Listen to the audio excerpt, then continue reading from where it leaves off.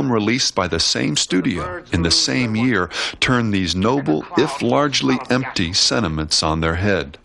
Darwin took us forward to a hilltop, from where we could look back and see the way from which we came. But for this insight and for this knowledge, we must abandon our faith in the pleasant poetry of Genesis. One of the most enduring films of its era, Inherit the Wind has been universally hailed as a brilliant recreation of a fascinating episode in American history.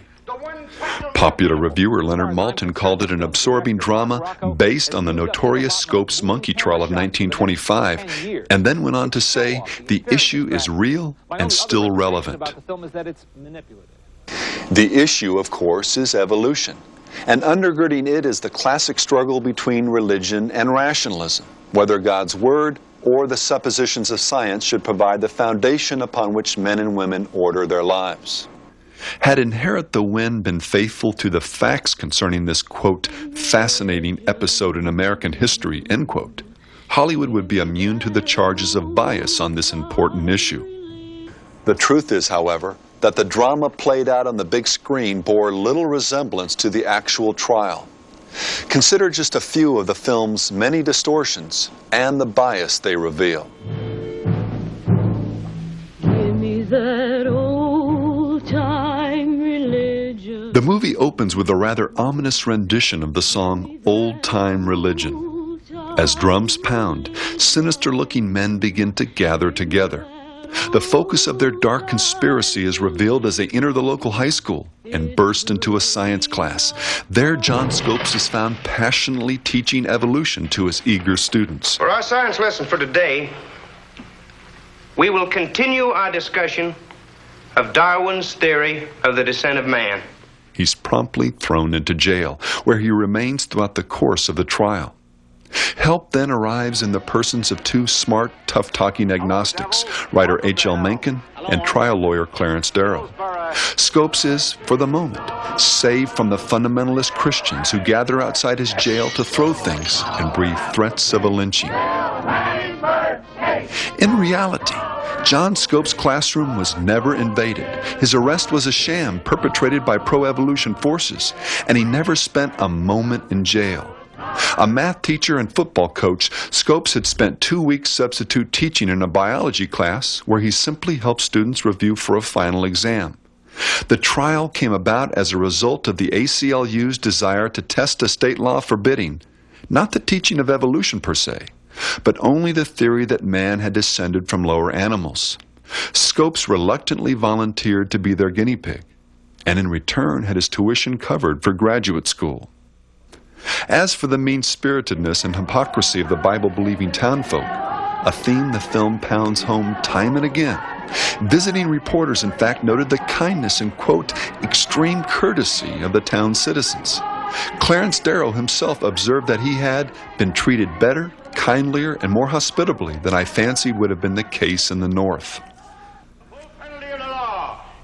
Perhaps even more dishonest than these distortions of the historical record is the film's portrayal of renowned lawyer and three-time nominee for president, William Jennings Bryan.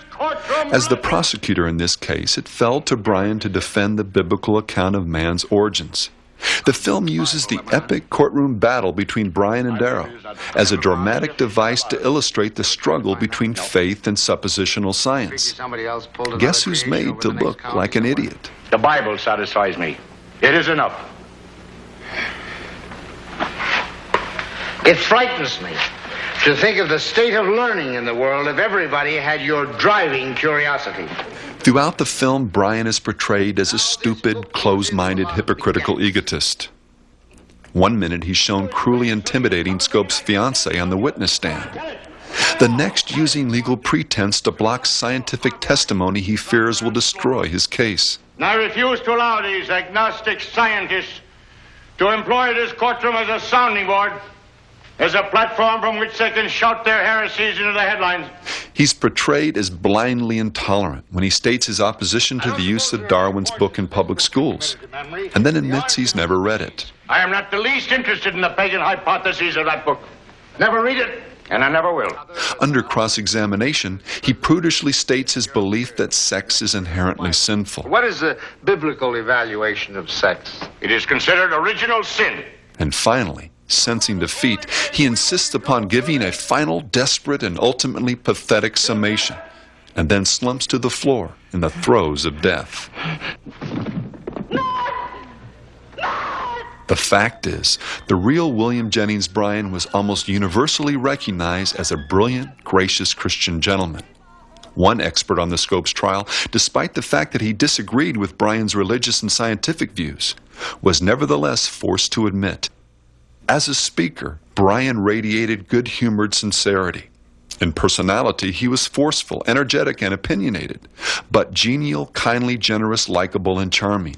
He showed a praiseworthy tolerance towards those who disagreed with him. Bryan was the greatest American orator of his time, and perhaps any time. Tell us some more. What did he say about the holy state of matrimony? Did he compare it to the breeding of animals? Objection! The fact is, no woman ever took the stand during the trial.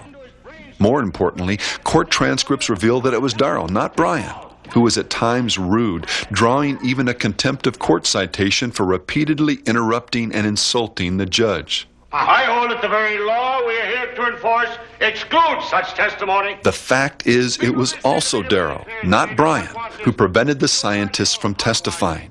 Bryan had been granted the right to cross-examine, and Darrow was so opposed to his experts being questioned that he never called them to the stand. I am not the least interested in the pagan hypotheses of that book. Never read it, and I never will. The fact is, it was Bryan who introduced Darwin's book, and then quoted from it as evidence in the trial. Transcripts again reveal that of the two lawyers, Bryan had the better command of both the meaning and the mechanism of evolution. Sex. It is considered original sin. The fact is, Bryan made no mention of sex during this testimony.